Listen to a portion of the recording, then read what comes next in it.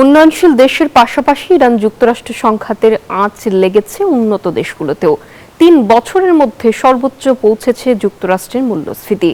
জার্মানির পরিস্থিতি কিছুটা স্বাভাবিক হলেও মূল্যস্ফীতির প্রভাবে জীবনযাত্রার ব্যয় বেড়েছে ফ্রান্স ও স্পেনে। এই ধাক্কা সামাল দিতে রীতিমতো হিমশিম খাচ্ছে সাধারণ মানুষ।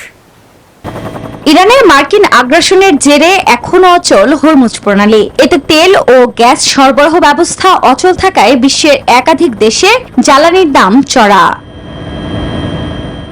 এর ধাক্কা সামাল দিতে রীতিমতো হিমশিম খাচ্ছে উন্নয়নশীল দেশগুলো। তবে গণমাধ্যমের তথ্য বলছে শুধু উন্নয়নশীল দেশই নয়, এর সংকটের আঁচ লেগেছে উন্নত বিশ্বেও।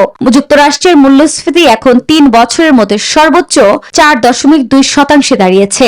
এ অবস্থায় ইরান যুদ্ধ নিয়ে হতাশ মার্কিনীরা। প্রেসিডেন্টকে অর্থনৈতিক স্থিতিশীলতা পুনরুদ্ধারে মনোযোগ দেওয়ার আহ্বান জানান তারা।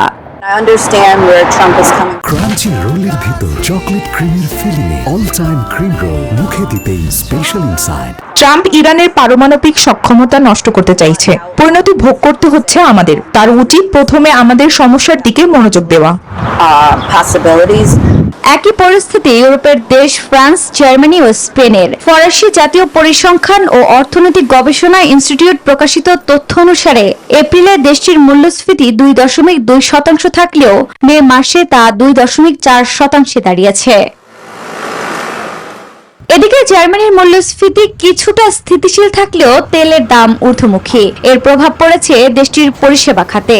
অন্যদিকে স্পেনের পরিস্থিতি বেশ নাজুক। মে মাসে দেশটির মূল্যস্ফীতি গত বছরের একই সময়ের তুলনায় 3.2% বেড়েছে।